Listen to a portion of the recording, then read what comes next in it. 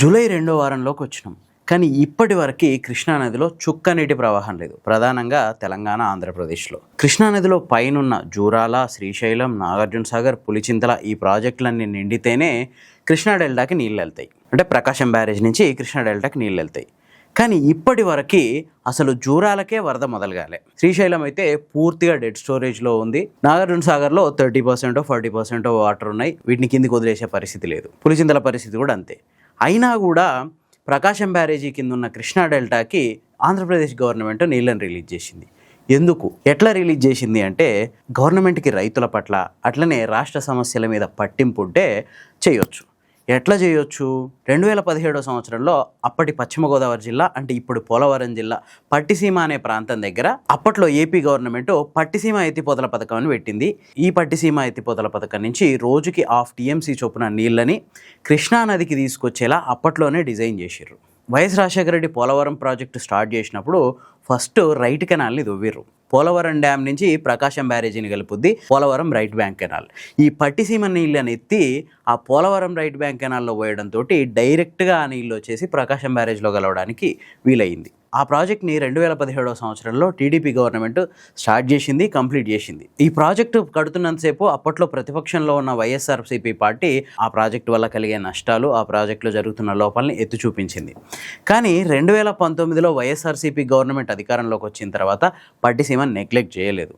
ఆ పట్టిసీమను ఉపయోగించుకుంది. 2019, 2020 అట్లాగే 2023 ఈ 3 సంవత్సరాల్లో కూడా కృష్ణానదికి వరదలు చాలా లేటుగా వచ్చినాయి. ఆ 3 సంవత్సరాల్లో కూడా పట్టిసీమ నీళ్ళను ఉపయోగించుకొని కృష్ణా డెల్టాకి నీళ్ళు ఇచ్చింది అప్పటి వైఎస్ఆర్సీపీ గవర్నమెంట్. మళ్ళీ ఈ సంవత్సరం కూడా పట్టిసీమ పంపులు ఆన్ చేసి కృష్ణా డెల్టాకి నీళ్ళు ఇవ్వడానికి ఆంధ్రప్రదేశ్ ప్రభుత్వం ఏర్పాట్లు చేస్తుంది. కృష్ణానదిలో చుక్క నీళ్లు లేకున్నా కూడా పట్టిసీమ గోదావరి జనాల్ని పట్టిసీమ ఎత్తిపోతల పథకం ద్వారా ఎత్తిపోసుకొని పోలవరం రైట్ బ్యాంక్ కెనాల్లో పోసుకొని అది ప్రకాశం బ్యారేజీకి అనుసంధానం చేసి ఉండడం వల్ల ప్రకాశం బ్యారేజీలోకి నీళ్ళు వస్తున్నాయి. వాటిని కృష్ణా డెల్టాకి మళ్ళిస్తుంది ఆంధ్రప్రదేశ్ గవర్నమెంట్. ఇది 2017 నుంచి జరుగుతున్న ముచ్చట.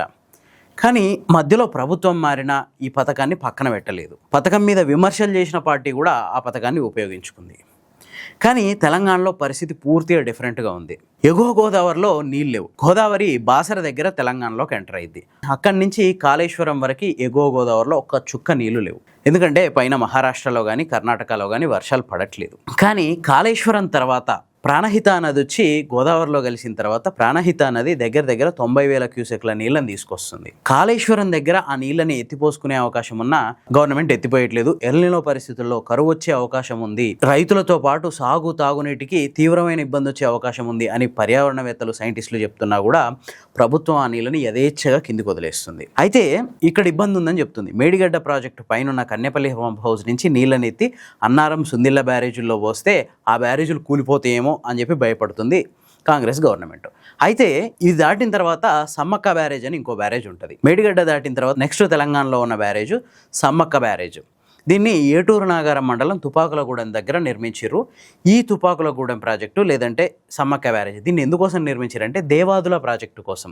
వాస్తవానికి దేవాదుల ప్రాజెక్ట్ అనేది టీడీపీ హయాంలో ప్రారంభమైంది. కానీ అక్కడ ఉట్టిగా నదిలో పంపులు వేసి ఆ నీళ్ళని తీసుకొచ్చి తెలంగాణలో 6 లక్షల ఎకరాలకు నీళ్ళు ఇస్తాం అని చెప్పి అప్పటి గవర్నమెంట్ ఆ ప్రాజెక్టును స్టార్ట్ చేసింది. అసలు ఎంత దయనీయమైన విషయం అంటే, ఈ ప్రాజెక్టు ప్రాణహిత నదిలో ప్రధానంగా వరద జూన్ నుంచి అక్టోబర్ వరకు ఉంటుంది. 71 FRL అంటే సముద్ర మొత్తానికి 71 అడుగులకు పైన ఈ గోదావరి వారుతున్నప్పుడు మాత్రం ఆ నీళ్ళని తీసుకోవడానికి అవకాశం ఉంటుంది. ఈ స్థాయి ఎప్పటి వరకు ఉంటుందంటే జూలై నుంచి ఆగస్టు, సెప్టెంబర్ ఈ 3 నెలల్లో మాత్రమే ఉంటుంది 71 FRL పైన నీళ్ళ ప్రవాహం. కానీ ఈ 70 రోజుల తర్వాత అక్కడి నుంచి నీళ్లు తీసుకోవడానికి అవకాశం ఉండదు. కేవలం 90 రోజుల్లో వచ్చే వరదతోటి 6.5 లక్షల ఎకరాలకు నీళ్ళు ఇవ్వడం సాధ్యమేనా? కాని పని. దీనికోసమే తెలంగాణ ప్రత్యేక రాష్ట్రం ఏర్పడిన తర్వాత 325 రోజులు ఆ ప్రాజెక్ట్ నుంచి నీళ్ళు ఎత్తిపోసుకోవడానికి వీలుగా తుపాకులగూడెం వద్ద ఒక బ్యారేజ్ కట్టిర్రు. ఆ బ్యారేజ్ పేరే సమ్మక్క బ్యారేజ్. ఈ బ్యారేజ్ కట్టడం వల్ల అక్కడ 6.94 TMCల నీళ్లు ఎగదన్ని ఉంటాయి ఎప్పుడు నిరంతరం. ఆ నీళ్ళని 365 రోజులు దేవాదుల పంపింగ్ ద్వారా ఎత్తిపోసి ఉమ్మడి వరంగల్, కరీంనగర్, నల్గొండ, సూర్యాపేట, జనగామ, మహబూబాబాద్ జిల్లాల్లో 6.2 లక్షల ఎకరాలకి నీళ్ళు ఇవ్వచ్చు. అయితే పైన కన్నెపల్లి దగ్గర పంపులు ఆన్ చేయడానికి గవర్నమెంట్ చెప్తున్న సాకు ఏంటంటే ఈ నీళ్ళు ఎత్తి అన్నారం బ్యారేజ్లో పోయాలి, అక్కడి నుంచి సుందిళ్ళలో పోయాలి, అక్కడి నుంచి ఎల్లంపల్లిలో పోయాలి. సో అన్నారం సుందిళ్ళ కూడా వీక్గా ఉన్నాయి, అవి కొట్టకపోతే కింద భద్రాచలం కొట్టకపోద్ది, అందుకనే పోయట్లేదు అని చెప్తుంది. మరి ఇప్పుడు దేవాదుల పంపులు ఎందుకు ఆన్ చేయట్లేదు? దేవాదుల పంపులు కూడా ఆన్ చేయలేదు. దేవాదుల పంపులకు ఏం రీజన్ చెప్తుందంటే పంపులు అట్లాగే అక్కడ పైప్ లైన్లు రిపేర్లలో ఉన్నాయి. మరి ఏం చేస్తుర్రు? ఎండాకాలం ఏం చేసిర్రు? అంతకుముందుకు సీజన్లో ఏం చేసిర్రు? ఎల్లినో వస్తుందని తెలుసు కదా. వేసవిలో మొత్తం వాటిని రిపేర్లు చేసుకొని ఉంటే ఈ 1,00,000 క్యూసెక్ల ప్రవాహం కిందికి పోతున్నప్పుడు మనకు కావాల్సిన నీళ్లు ఎత్తిపోసుకోవడానికి అవకాశం ఉండేది కదా. ఈ సమ్మక్క బ్యారేజ్ అయిపోయిన తర్వాత భద్రాద్రి కొత్తగూడెం జిల్లాలో దుమ్ముగూడెం అనే ఒక ఆనకట్ట ఉంటుంది. ఈ దుమ్ముగూడెం ఆనకట్ట చాలా చిన్నది. ఇది బ్రిటిషర్స్ టైంలో నిర్మించారు.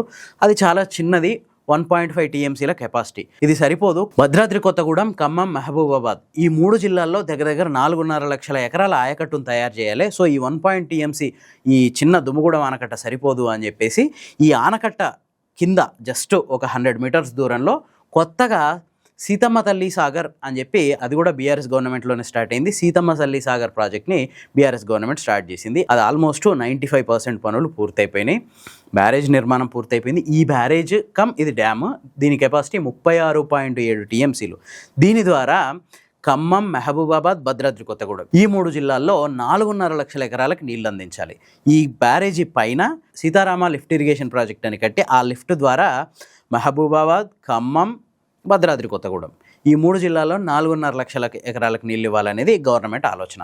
అంతేకాకుండా నాగార్జునసాగర్ ఎడమ కాలువ నీళ్లు ఖమ్మం జిల్లాలోని అన్ని ప్రాంతాలకు చేరట్లేదు. ఆ కాలువలు అంత సిస్టమ్ ఉన్నా కూడా చివరి ఆయకట్టు వల్ల చేరట్లేదు. అందులో ఒక 3.5 లక్షల ఎకరాల ఆయకట్టుని ఈ సీతమ్మ సాగర్ ప్రాజెక్టు ద్వారా స్థిరీకరించాలనేది అప్పటి గవర్నమెంట్ ఆలోచన. ఒక దిక్కు కన్నెపల్లి పంప్ హౌస్లోనేమో అన్నారం సుందిళ్ళ బ్యారేజ్లు పటిష్టంగా లేవు అని చెప్పి ఒక రీజన్ చెప్తుంది. వాస్తవానికి అన్నారం సుందిళ్ళ బ్యారేజ్లు ఎట్లాంటి సమస్య లేదు. ఈ విషయం నేషనల్ డ్యామ్ సేఫ్టీ అథారిటీ కూడా చెప్పింది. సమస్య ఉన్నది ఓన్లీ మేడిగడ్డ బ్యారేజ్లోనే. ఆ తర్వాత సమ్మక్క బ్యారేజ్, ఇక్కడ అన్ని ఏర్పాట్లు ఉన్నా పంపులు బాలేవు అని చెప్తుంది. మరి సీతారామ లిఫ్ట్ ఇరిగేషన్ ఇక్కడ ఏం సాగు చెప్తారు? ఇక్కడ కూడా నీళ్ళ పంపింగ్ అనేది పూర్తి స్థాయిలో స్టార్ట్ కాలే. 1, 2 పంపులు నడుస్తున్నట్టు తెలుస్తుంది. అంటే వచ్చిన నీళ్ళని వచ్చినట్టు, ఒకవైపు కరువు, కృష్ణాలో 0 వాటరు, గోదావరిలో కూడా పైన కాళేశ్వరానికి పైన ఎగువ గోదావరిలో చుక్క నీరు లేదు. కింద వస్తున్న 90,000 క్యూసెక్ల ప్రవాహాన్ని మన వాటా వరకు సద్వినియోగం చేసుకొని మన రిజర్వాయర్లో నింపుకోవాల్సిన అవసరం ఉన్న ఈ కరువు కాలంలో వాటిని యథేచ్ఛగా కిందికి వదిలేస్తుంది గవర్నమెంట్. కానీ ఇదే టైంలో వచ్చిన నీళ్ళని సద్వినియోగం చేసుకొని ఆల్రెడీ డెల్టా రైతులకి నీళ్లు రిలీజ్ చేయడానికి సిద్ధమైంది ఆంధ్రప్రదేశ్ గవర్నమెంట్. డిఫరెన్స్ చూడండి. ఎక్కడ ఉంది సమస్య? సమస్య బ్యారేజీల్లోనో, సమస్య పంప్ హౌజుల్లోనే లేదు.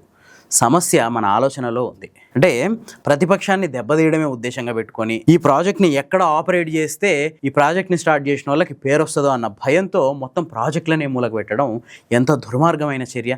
అదే పొద్దున్న లేస్తే ఉప్పు నిప్పుగా ఉంటాయి ఆంధ్రప్రదేశ్లో టీడీపీ అండ్ వైఎస్ఆర్సీపీ. కానీ అట్లాంటి చోట కూడా చంద్రబాబు నాయుడు స్టార్ట్ చేసి పూర్తి చేసిన ప్రాజెక్టు నీళ్ళని 3 ఏళ్ళు వాడుకుంది అప్పుడు వైఎస్ఆర్సీపీ గవర్నమెంట్. ఇదంతా దేనికోసం అంటే కేవలం ప్రజల కోసం, ప్రజాధనంతో కట్టిన ప్రాజెక్టులని ఉపయోగించుకోవాలన్న ఉద్దేశం. కానీ ఇక్కడ మాత్రం పూర్తిగా కొందరిని బదనాం చేయాలనే ఉద్దేశంతో ప్రజాధనంతో కట్టిన ప్రాజెక్టులనే మూలకు నెడుతున్నాం. మరి ఇది కరెక్టేనా?